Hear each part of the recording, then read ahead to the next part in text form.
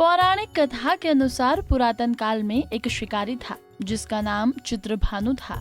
जानवरों की हत्या करके वो अपने परिवार को पालता था। वो शिकारी एक साहूकार का कर्जदार था। कर्ज न दे पाने की स्थिति में साहूकार ने उसे एक शिव मठ में बंदी बना दिया। संयोग से जिस दिन उसे बंदी बनाया उस दिन महाशिवरात्रि थी। साहूकार ने इस दिन अपने घर में पूजा का आयोजन किया। पूजा के बाद कथा का पाठ किया। शिकारी भी पूजा और कथा में बताई गई बातों को ध्यान से सुनता रहा। पूजा कार्यक्रम समाप्त होने के बाद साहूकार ने शिकारी को अपने पास बुलाया और उसे अगले दिन ऋण चुकाने की बात कही। इस पर शिकारी ने वचन दिया और साहूकार ने उसे मुक्त कर दिया। शिकारी जंगल में शिकार के लिए आ गया। शिकार की खोज में उसे रात हो गई। जंगल में ही उसने रात बिताई। शिकारी एक तालाब के किनारे एक बेल के पेड़ पर चढ़कर रात बिताने लगा तो वहीं बेलपत्र के पेड़ के नीचे एक शिवलिंग था जो बेलपत्रों से ढक चुका था। इस बात का शिकारी को कुछ भी पता नहीं था।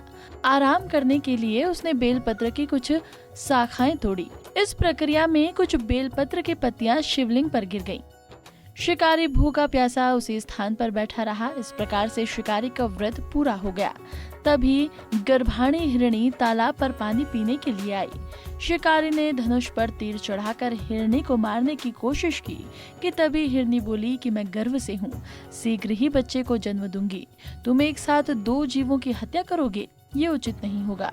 मैं अपने बच्चे को जन्म देकर शीघ्र ही तुम्हारे पास आ जाऊंगी, तब तुम मेरा शिकार कर लेना। शिकारी ने तीर वापस ले लिया और हिरणी भी वहां से चली गई। धनुष रखने पर कुछ बिल्व पत्र पुनः टूटकर शिवलिंग पर गिर गए। इस प्रकार उससे अनजाने में ही प्रथम पहर की पूजा पूर्ण हुई। कुछ देर बाद एक और हिरणी उधर से निकली। पास आने पर शिकारी ने तुरंत ही धनुष पर तीर चढ़ाकर निशाना लगा दिया। लेकिन तभी हिरणी ने शिकारी से निवेदन किया कि हे शिकारी, मैं थोड़ी देर पहले ऋतु से निर्वित हुई हूँ, कामानुतुर विरहिणी हूँ, अपने प्रिय की खोज कर रही हूँ। अपने पति से मिलकर मैं तुम्हारे पास आ जाऊंगी। शिकारी ने इस हिरणी को भी जाने दिया। इसी दौरान रात्रि का आखिरी पहर भी बीत गया। इस बार भी उसके धनुष से कुछ बेलपत्र शिवलिंग पर जा गिरे। इस प्रकार उसके द्वारा दूसरे प्रहर की पूजा प्रक्रिया भी पूर्ण हो गई। इसके बाद तीसरी हिरणी दिखाई दी जो अपने बच्चों के साथ उधर से गुजर रही थी। शिकारी ने धनुष उठाकर निशाना साधा। शिकारी तीर को छोड़ने ही वाला था कि हिरणी बोली कि मैं इन बच्चों को इनके पिता को सौंप कर लौटाऊंगी, मुझे अभी जाने दो। शिकारी ने ऐसा करने से इनकार कर दिया। उसने बताया कि 2 हिरणों को मैं छोड़ चुका हूँ। हिरणी ने कहा कि शिकारी, मेरा विश्वास करो, मैं वापस आने का वचन देती हूँ। शिकारी को हिरणी पर दया आ गई और उसे भी जाने दिया। इधर भूखा प्यासा शिकारी अनजाने में बेल पत्र की पत्तियां तोड़कर शिवलिंग पर फेंकता रहा। सुबह की पहली किरण निकली तो उसे एक मृग दिखाई दिया। शिकारी ने खुश होकर अपना तीर धनुष पर चढ़ा लिया। तभी मृग ने दुखी होकर शिकारी से कहा कि यदि तुमने मुझसे पूर्व आने वाली 3 हिरणियों और बच्चों को मार डाला है तो मुझे भी मार दो। देर न करो, क्योंकि मैं ये दुख सहन नहीं कर सकता हूँ। मैं उन हिरणियों का पति हूँ। यदि तुमने उन्हें जीवन दान दिया है तो मुझे भी छोड़ दो। मैं अपने परिवार से मिलकर वापस आ जाऊंगा।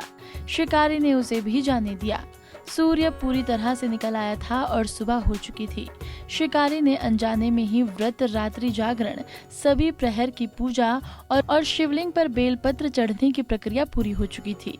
भगवान शिव की कृपा से उसे इसका फल तुरंत प्राप्त हुआ। भगवान शिव की कृपा से शिकारी का हृदय बदल गया।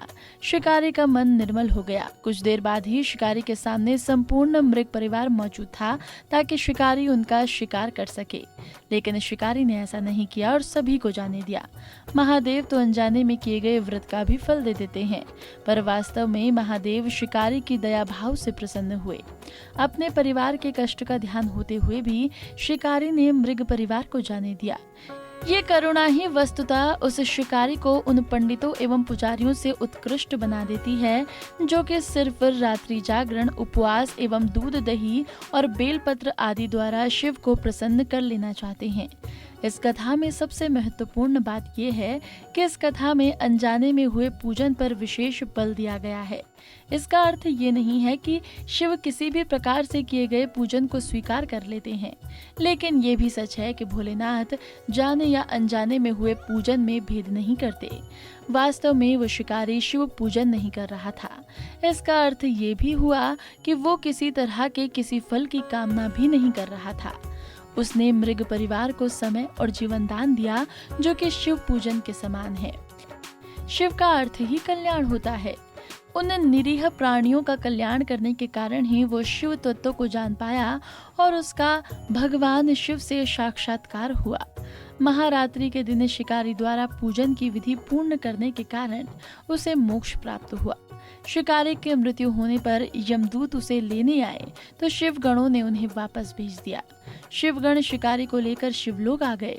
भगवान शिव की कृपा से ही उसने इस जन्म में राजा चित्रभानु स्वयं के पिछले जन्म को याद रख पाए और महाशिवरात्रि के महत्व को जानकर उसका अगले जन्म में भी पालन कर पाए।